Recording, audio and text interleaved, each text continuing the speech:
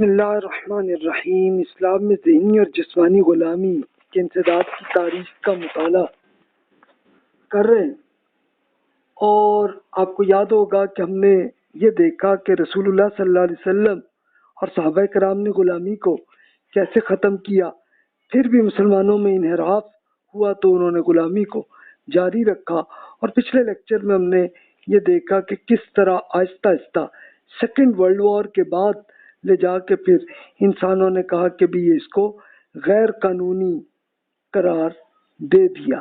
تو یہ پچھلے لیکچر میں ہماری بات چل رہی تھی۔ تو آج ہمارا ٹاپک ہے موجودہ دور میں ابھی بھی جسمانی غلامی ہوتی ہے، اور پھر اس کے ساتھ نفسیاتی غلامی بھی موجود ہوتی ہے، تو ہمیں اس کو حل کرنا ہے۔ تو یہ اب ظاہر ہے کہ ہم کیا کر سکتے ہیں کہ صرف بکس اور لیکچرز کے ذریعے صرف سمجھا سکتے ہیں۔ آہستہ آہستہ یہی ہوگا کہ جب میجورٹی اور اسٹیبلشمنٹ اس کو بالکل ہی ختم کرے گی تو تب معاملہ ختم ہوگا۔ لیکن چلیں ہم اپنی طرف سے کوشش تو کریں کہ جیسے کچھ اسکالرز نے پہلے زمانوں میں جو بکس لکھی تو آہستہ آہستہ اس کا شعور آیا۔ تو اب یہ دیکھیں غلامی کی مخفی صورتیں ابھی بھی موجود ہیں۔ کیا ہے غیر قانونی غلامی؟ وہ کیسے کہ جیسے مثال کے طور پر یہ کیا جاتا ہے کہ کئی ڈاکو یا کئی دہشت گرد وہ لوگوں کو اغوا کر کے اور لے جاتے ہیں، اور جتنے عرصے تک اپنے پاس رکھتے ہیں تو یہ ایک غیر قانونی غلامی ہوتی ہے۔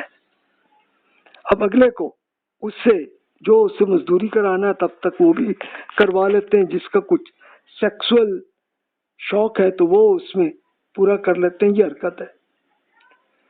دوسری غلامی ابھی بھی جاری ہے، جاگیردارانہ غلامی ہے، سرمایہ دارانہ غلامی بھی ہے۔ جیل کے قیدیوں کو بھی ایک غلام کی شکل میں ہی رکھا جاتا ہے، اور پھر سائیکولوجیکل سلیوری بھی ابھی تک موجود ہے۔ تو غلام بنائے جانے کے لیے اب کیا یہ طریقہ کرتے ہیں بردہ فروش جو ہیں، یہ عموماً وہی کرتے ہیں کہ عموماً کسی چھوٹے شہر یا گاؤں کے اندر وہاں لے جا کے ایک بندے کو بڑا جناب اس کو ایک اچھی شکل لے جا کے اور اس کو لے کے جاتے ہیں اور اغوا کر لیتے ہیں، اور بچوں کو بھی اسی طرح اغوا کر لیتے ہیں۔ بعض بچوں کو ان کے غریب والدین کو بھی خرید لیا جاتا ہے۔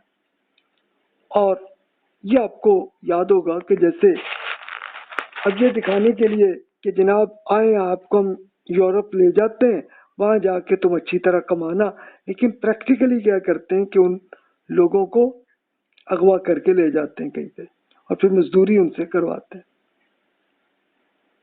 اور بچوں کا تو زیادہ استحصال یہ ہوتا ہے سلسلہ۔ بعض بالغ افراد کو اغوا کر کے غلام کیا، اور کہ افراد کو نشہ آور ادویات پلا کر انہیں اپنے کنٹرول میں لایا جاتا ہے، اور انہی کے ذریعے پھر دہشت گرد بنا دیے جاتے ہیں۔ ان کو ایک پورے ایسے انجیکشن لگا کے اور اگلوں کو عادت بنا کے اور کرو بھی آ کے خودکش حملہ کرو۔ تو یہ وہی شکل ابھی تک موجود ہے۔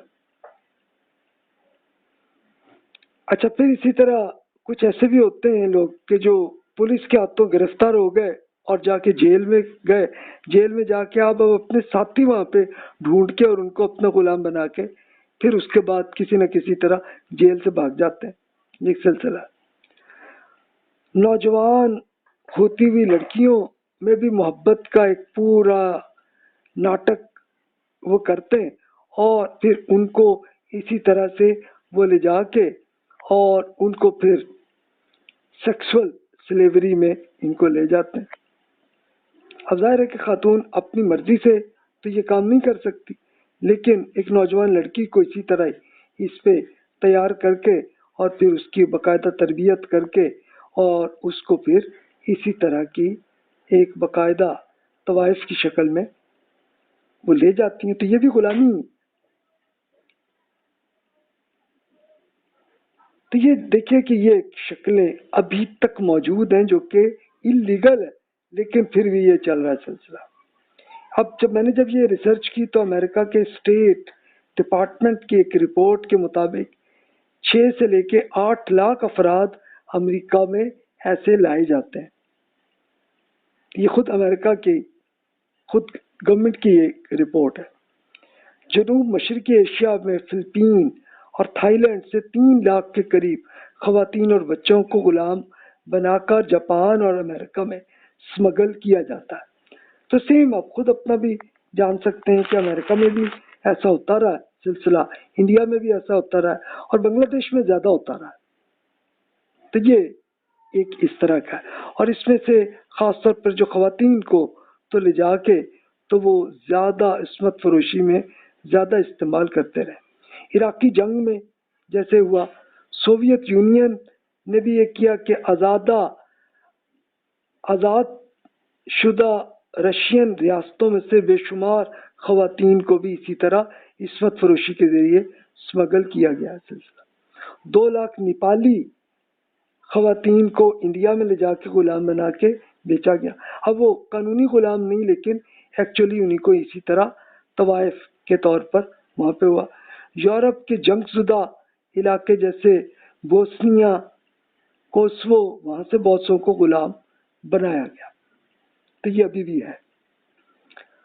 تب غلاموں سے سلوک کیسے کرتے ہیں کہ جناب ان کو ایک باقاعدہ سخت گرمی اور شدید برف باری میں ان سے بھاری وزن ان سے کروایا جاتا ہے۔ بہت سی صحت مند مردوں کے گردے ان سے لے کے یا جسم کا کوئی اور حصہ لے کے آگے بیچ لیا، اور چلو اب وہ بندہ جو ہے جس کا گردہ نکلا، اگر وہ بچ گیا نہیں ہے تو فوت ہو گیا۔ تو یہ ایک جرم کی یہ ایک شکلیں ابھی بھی موجود ہیں۔ اچھا، پھر کوڑے مار مار کر مزدوری ان سے کروانا اور ان سے کسی چھٹی کیے بغیر 16 گھنٹے کی مزدوری بھی کرواتے رہے۔ یہ یورپ میں بھی رہا، امریکہ میں بھی رہا، اور مسلم ممالک میں بھی یہ رہا سلسلہ۔ خواتین غلاموں کی حالت ان سے بھی زیادہ بدتر ہوتی ہے کہ خواتین کی 2/3 حصہ اس غلامی کے ساتھ عصمت فروشی پہ استعمال ہوتے ہیں۔ پھر وہ جب وہ خاتون بڑھاپے میں آتی ہے تو اب ظاہر ہے کہ کوئی ایسا کوئی کسٹمر نہیں ملتا، تو وہ پھر باقاعدہ خود گرو بن کے اب وہ اپنی لڑکیوں کی تربیت کر رہی ہوتی ہے۔ تو یہ آپ دیکھیں کہ یہ پورا یہ جو مافیا ہے وہ اسی طرح سے یہ سلسلہ جاری ہے۔ اچھا، بچوں کی غلامی یہ تو بہت بڑا ظلم اور یہ بھی ہوتا ہے، اور یہ بہت سارے مغربی ممالک میں ہم جنس پرستی کا سلسلہ وہ بھی وہاں پہ جاری ہے، لیکن غریب ممالک کے بچوں کو لے کر یہ زیادہ آسان رہتا ہے۔ ایک یہ ابھی تک جسمانی غلامی اس طرح جاری ہے۔ اچھا، جاگیردارانہ غلامی کیا ہے کہ جن لوگوں کو جاگیردار بنایا تو وہ ایک بہت بڑی زمین اتنی کہ جس میں بہت ہزاروں کھیت بن سکتے ہیں، تو اس میں ان کو اپنے مزارے کو کہنا یا ہاری جنہیں کہا جاتا ہے، تو چلو بھی یہ کرو کام، لیکن ان پہ معاوضہ ان کو کوئی اچھا نہیں ان کو دیا جاتا، کہ بہت زمین میں ان پہ بس اتنا ہی دیا کہ جناب چلو بس اگلا زندہ رہے، بس اتنا ہی۔ تو یہ کہیں تو یہ وہی ہے اس میں۔ اچھا، اب ظاہر ہے کہ وہ ایک مزارے یا ہاری جو ہے اس کو کبھی کوئی بہت ضرورت آئی، مثلا بیٹی کی شادی یا کچھ کرنی ہے یا کوئی اس نوعیت کی، تو اس کے لیے پھر وہ اپنے جاگیردار سے کہتے ہیں، کوئی ریکویسٹ کرتے ہیں، قرض کے طور پر لیتے ہیں، اور اس پہ انٹرسٹ کی سود در سود لے کر جاگیردار ان سے پھر اور ان سے محنت کروائی رکھتے ہیں، اور ہوتے ہوتے اگر کسی اس مزدور کو تھوڑی سی زمین ہے تو وہ بھی ان کے بدلے میں قبضہ لے لیتے ہیں۔ تو یہ سلسلہ پہلے زیادہ تھا، اب کم ہے، لیکن ہے صحیح ابھی بھی۔ اچھا، سرمایہ دارانہ غلامی یہ وہ تھی کہ جو میں نے پچھلے لیکچر میں وہ ایگزامپل وہ آپ سے شیئر کی کہ یہ چارلی چپلن کی جو مووی ہے ماڈرن ٹائم، اس کو آپ خود دیکھ لیجئے کہ کس طرح انسان کو مشین بنانے کی کوشش کی گئی، اور یہ امریکہ اور یورپ میں یہ طریقہ آیا، اور سیم وہی لا کے پھر مسلم ممالک میں بھی وہی طریقہ آیا. یعنی اس کے لیے خاص طور پر ایسے ملک کہ جہاں کی اکانومی اچھی نہیں ہے لیکن آبادی زیادہ ہے، تو وہاں پہ اسی طرح سے یہ کام کیا جاتا ہے. ابھی چلیں اتنا تو ہے کہ کچھ اب چھٹی کا ایک دن دیا جاتا ہے، میڈیکل پہ ایک اور کچھ نہیں تو بس میڈیکل انشورنس کرتے ہیں کہ جس میں عام بیماری پہ کچھ بھی نہیں ہوتا، ہاں ہاسپٹلائز ہو تو تب لے جا کے انشورنس کچھ پے کرتی ہے. پینشن اور پروویڈنٹ فنڈ وغیرہ تو بنائے گئے، لیکن پھر ہوتا کیا ہے کہ انہی ملکوں کی اپنی کرنسی گرتی جاتی ہے، اور ایٹ دا اینڈ بہت کم ہی پینشن میں چھوٹی سی رقم ہی ملتی ہے. تو آپ بزرگ اگر یہ سن رہے ہیں تو وہ آپ ہی ارشاد فرمائیں کہ آپ کا تجربہ کیسا رہا. اچھا، پھر کمیونزم کے ذریعے جب یہ رشیا اور چائنا میں ہوا تو ان کے ہاں بھی یہی اسی طرح سے انسان کو مشین بنا کے استعمال کرتے چلے آئے.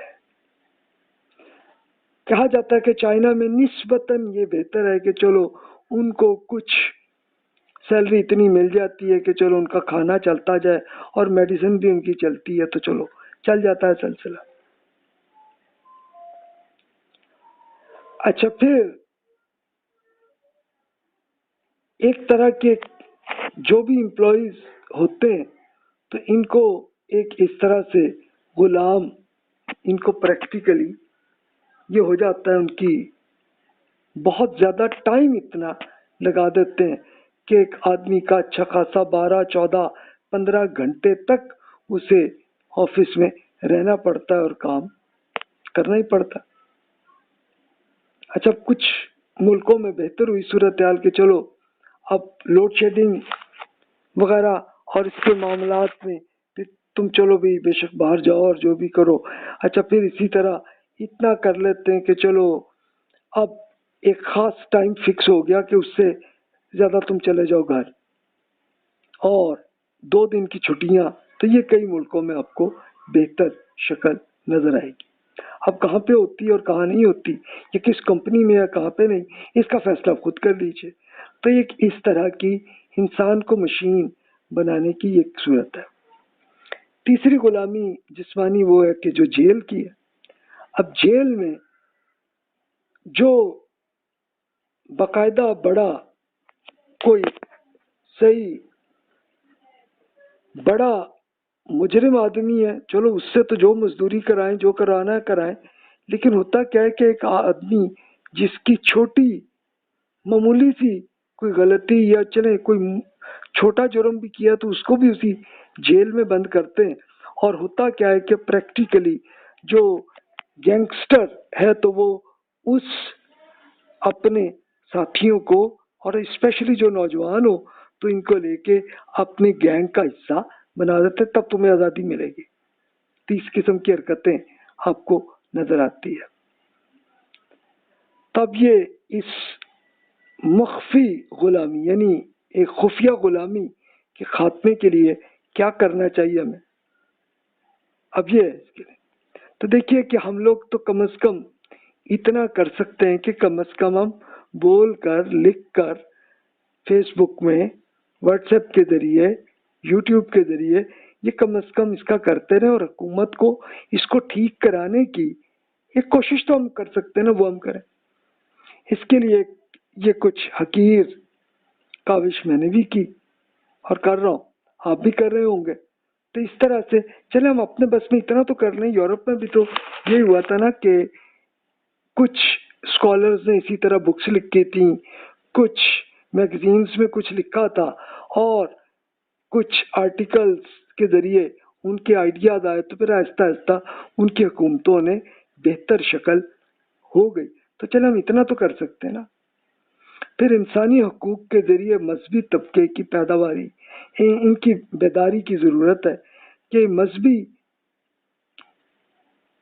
لوگ جو ہیں چاہے وہ کسی بھی مذہب کے ہوں، تو وہ اگر انسانی حقوق پہ فوکس کریں تو پھر یہ ہوگا کہ اس سے وہ عام لوگوں کو موٹیویٹ ضرور کریں گے۔ اس سے کیا فائدہ ہوگا؟ اس سے یہ ہوگا کہ ایک عام آدمی، اس کا ایک غریب آدمی کے ساتھ جو معاملہ چل رہا ہے تو وہ اس سے اچھی طرح چلے گا۔ اتنا تو ہو سکتا ہے نا، اتنا ہی کم از کم کر لیں۔ اور مذہبی لوگ مثلاً کچھ مولانا صاحب اپنے جمعہ کے خطبے میں کچھ اس چیز کو فوکس کر کے بتائیں کہ بھی انسانیت پہ رہیں اور اس میں یہ چیزیں، یہ برائی ہے، اس سے روکے، تو چلے کم از کم اتنا تو ہم کر ہی سکتے ہیں نا۔ اور پھر آپ حکومت پہ بھی یہ اسی طرح ایک پریشر پیدا کرنے کی کریں تو چلے 100% ٹھیک نہ ہو لیکن کسی حد تک تو ٹھیک ہو جائے، اتنا تو ہم کرنے کی کوشش کر سکتے ہیں۔ آزادی فکر کا فروغ کرنے کی ضرورت ہے، اور الحمدللہ جب انٹرنیٹ بنا ہے تو اس میں اب یہ بہت زیادہ ہو گیا کہ اب آزادی فکر ہو گیا، ہر انسان اب کافی حد تک آزاد ہو رہا ہے الحمدللہ۔ سول سوسائٹی کا کردار بہت اہم ہے۔ سول سوسائٹی میں جیسے مثال کے طور پر جتنی مذہبی تنظیمیں، سیاسی تنظیمیں، سماجی تنظیمیں، تو وہ کم از کم لوگوں کی کاوش کرنے کی کوشش تو کریں۔ تو اب یہ این جی اوز جو کام کرتی ہیں تو وہ بیسیکلی یہ کرتی ہیں کہ مثال کے طور پر ایک کسی غریب محلے میں یا گاؤں میں اسکول بنا لیا تو چلیں اب وہ بچے جب بڑے ہوں گے تو ان کی شکل تو بہتر ہو جائے گی نا، صورتحال اچھی ہو جائے گی۔ اچھا، اسی طرح پھر یہ بھی کیا کہ جناب اس کے ساتھ کچھ این جی اوز نے یہ کام کیا کہ وہ جہاں پہ بھی مشکلات ہو رہی ہوتی ہیں کہ مثلا سیلاب جیسے آج کل ہوا ہے تو وہاں پہ جا کے لوگوں کو کھانا اور میڈیسن پہنچا رہے ہوتے ہیں، تو یہ ایک طرح کے نیکی اس طرح سے کریں۔ یہ ایک نیکی کا کام ہے کہ جس کے ذریعے ہم کافی آئیڈیل تو نہ کر سکیں لیکن چلو جتنی حد تک ہو اتنا تو کر لیں، اتنی ہم کوشش بھی کریں تو کرتے چلے جائیں تو انشاءاللہ بہتر ضرورت ہوگی۔ اچھا، پھر سیکس ایجوکیشن کی بھی ضرورت ہے۔ یعنی ہوتا کیا ہے کہ اب ظاہر ہے کہ ایک لڑکی کو اغوا کر کے جب اس کو طوائف کی شکل میں ایک غلام بنا لیتے ہیں، لیکن اگر بچپن سے ہی یہ سب چیزیں پوری ایجوکیشن معلوم ہو تو پھر کیا ہوگا؟ ظاہر ہے کہ والدین بھی، ٹیچرز بھی جب یہ بچوں کو یہ چیز بتا دیں گے تو پھر وہ کسی کے پھنسنے میں بچ جائیں گے۔ اتنا ہی تو ہو سکتا ہے، ایک یہ کرنے کی ضرورت ہے۔ میں نے اسی لیے اس کے لیے کچھ آرٹیکلز بھی لکھ کے کچھ لیکچرز بھی اس کے لیے کیے تاکہ چلیں کم از کم ایک بچے کو پہلے سے پتہ چل جائے، شعور کا پتہ چل جائے اور اس میں وہ خود بچ سکے۔ پھر کرپشن کا خاتمہ، یہ اصل سب سے اہم ہے کیونکہ تبھی جا کے اکانومی اچھی ہوتی ہے۔ اس کے لیے کوئی اچھے سیاستدان بھی یہ کام کر رہے ہو، اس کے ساتھ کچھ اور این جی اوز بھی اسی پہ کریں، اور ساتھ یہ بھی کرنے کی ضرورت ہے کہ یہ کرپشن واقعی گندی چیز ہے اور ایک برا کام ہے، تو اس سے انشاءاللہ بچ سکیں گے۔ پھر غربت کا خاتمہ، یہ بہت اہم ہے۔ اس کے کریں کیسے؟ بھئی آپ کو جتنی آمدنی اللہ تعالیٰ دیتا ہے تو اس میں سے تھوڑا سا حصہ اس کام کے لیے کر لیں کہ جناب کم از کم اور کچھ نہیں، سال میں کوئی ایک فیملی کو ہم غربت سے بچا سکیں۔ اس کے لیے ایک جیسے ایک بڑا اچھا طریقہ ایک صاحب کا میں نے طریقہ دیکھا تھا کہ وہ سعودی عرب میں تھے تو وہ اپنی سیلری میں سے ایک یہ کرتے تھے کہ ایک اسپیشل ان کے دوست وہ ایسے دیکھتے تھے، ڈھونڈتے تھے کوئی ایسی فیملی کہ جو مشکلات میں، تو ان کو بتانا کہ جناب آپ بتائیے کہ خاتون آپ کچھ یہ کر سکتی ہیں کام، وہ بتاتی ہیں کہ ہاں جی میں مثلاً کپڑے بنا سکتی ہوں، تو آپ کیا کرنا کہ ان کو ایک مشین دے دینا اور ایک اتنا بھی ارینج کرنا کہ چلیں اگلے جو ہے اپنی کپڑے بنا کے وہ سیل آؤٹ کرتی جائیں تو ان کا گھر چل جائے گا.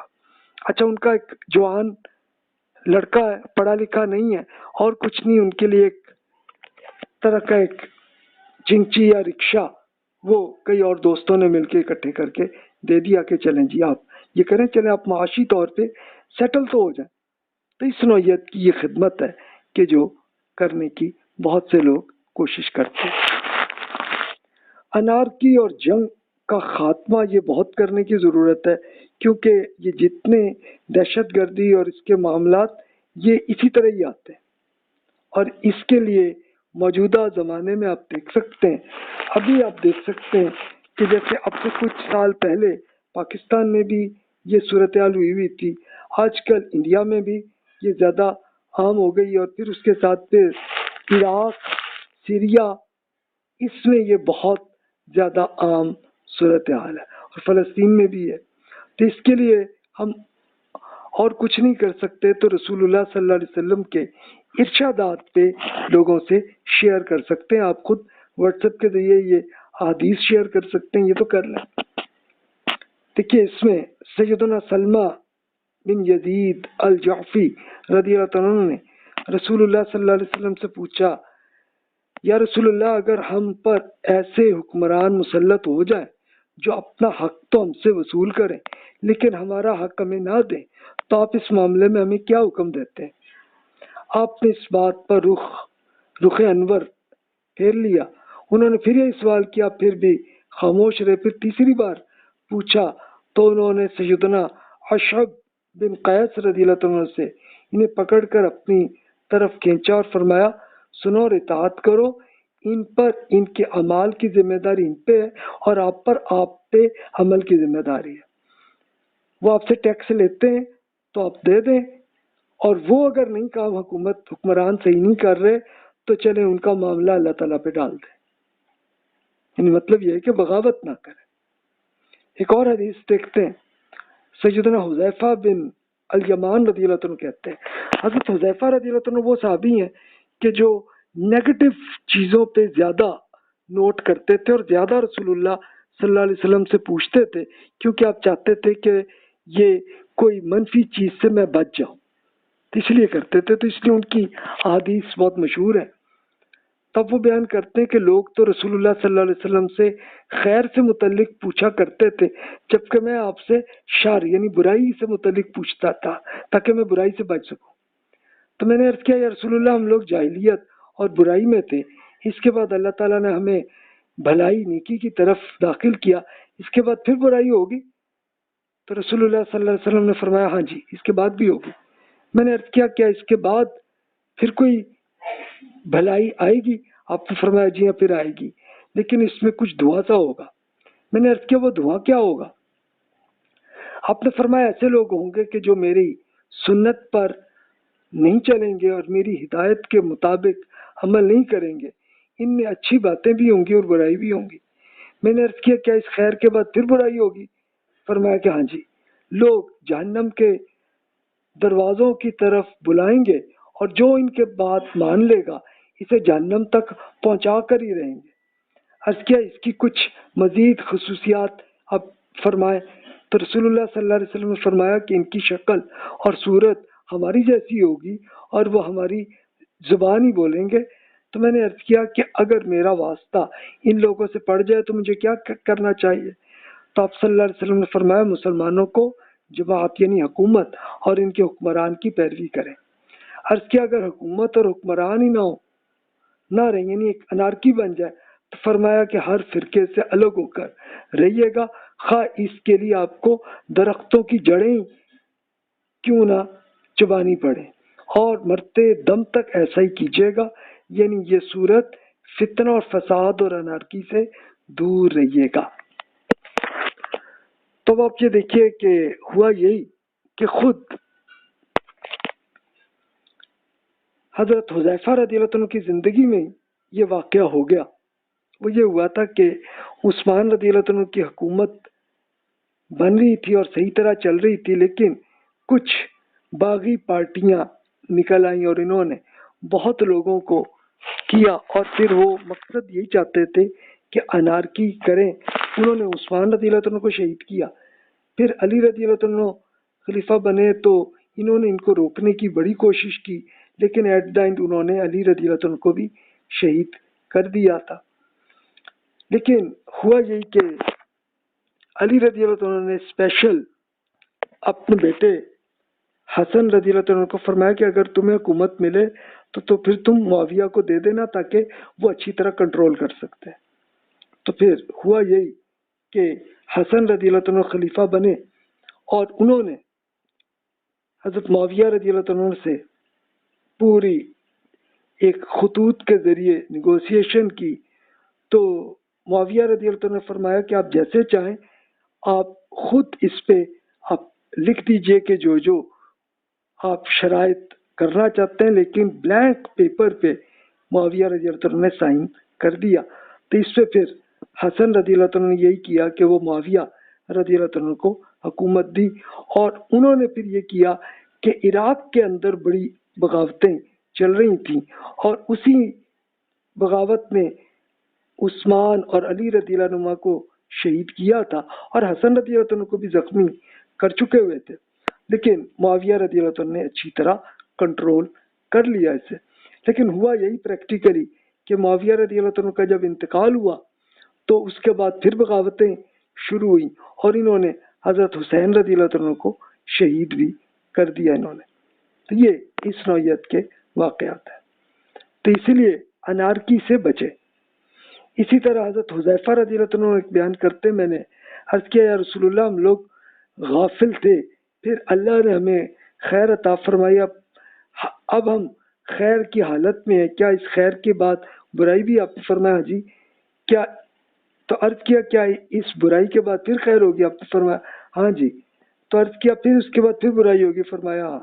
عرض کیا وہ کیسی ہوگی؟ فرمایا کہ میرے بعد ایسے حکمران پیدا ہوں گے کہ جو میری ہدایت کی پیروی نہ کریں گے، وہ میری سنت پر عمل نہ کریں گے، ان میں سے ایسے لوگ بھی ہوں گے کہ جن کے جسم انسانوں کے اور دل شیطانوں کے ہوں گے۔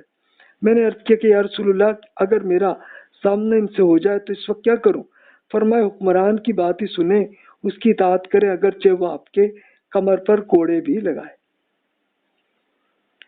تو ہوا یہی کہ معاویہ رضی اللہ عنہ کی وفات کے بعد پھر آگے بادشاہی پیدا ہوتے رہے، اور وہ رسول اللہ صلی اللہ علیہ وسلم کی پیروی کسی حد تک کوئی کرتا تھا، کوئی نہیں کرتا تھا، یہ معاملہ۔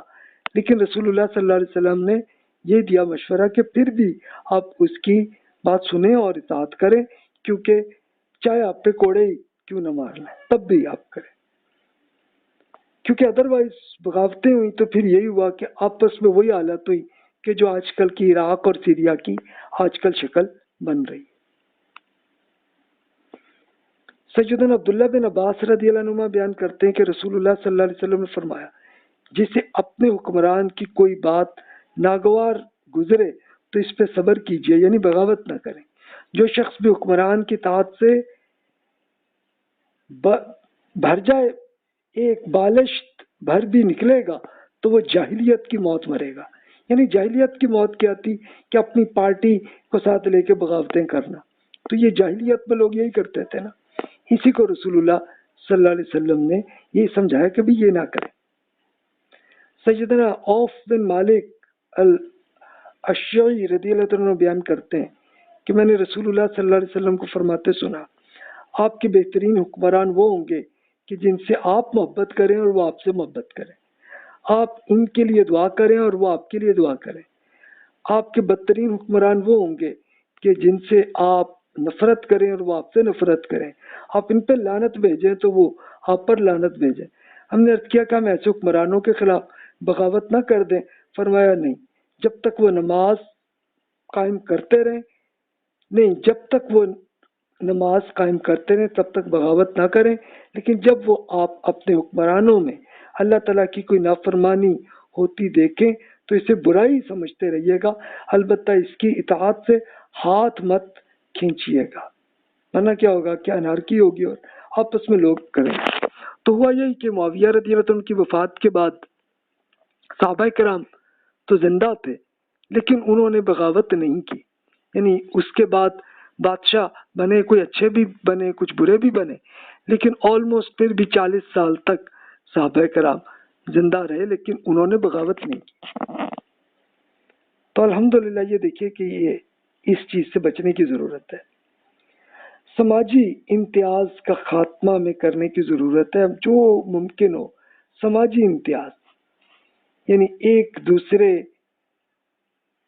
کو حقیر سمجھنا، یہ کتنا بڑا جرم ہے، اس سے ہمیں بچنا ہے. قانونی نظام کی اصلاح کرنے کی ضرورت ہے. تو حکومت کو اصلاح کے لیے آپ آرٹیکلز لکھیں اور حکمرانوں تک پہنچائیں. اب آپ کے لیے انٹرنیٹ کے ذریعے زیادہ آسان ہے، وہ کریں معاملہ. سیکس ورکرز سے متعلق اصلاح کرنے کی بہت ضرورت ہے، یہ حکومت کو بھی ہے اور پھر عام لوگوں کو بھی چاہیے کہ بھی اگر آپ کو معلوم ہو کہ کوئی خاتون ایسی حرکتوں میں ہے تو پھر اصلاح کرنے کی جو ممکن ہے کوشش کریں. اور کچھ نہیں تو چلیں ایک معصوم بچیوں کو تو پورا ایجوکیشن کرتے رہیں تاکہ وہ اب مستقبل میں بچ سکیں. اتنا تو کریں. تو جناب یہ تھی پوری بات چیت کے جتنی ہماری ایک جسمانی غلامی ابھی بھی موجود ہے، اس کو کیسے بچیں. انشاءاللہ اگلے لیکچر میں ہم دیکھتے ہیں کہ موجودہ دور میں نفسیاتی غلامی کیسے موجود ہے، اس کو ہم کیسے ختم کر سکتے ہیں. جزاک اللہ خیر. وافطہ نہیں.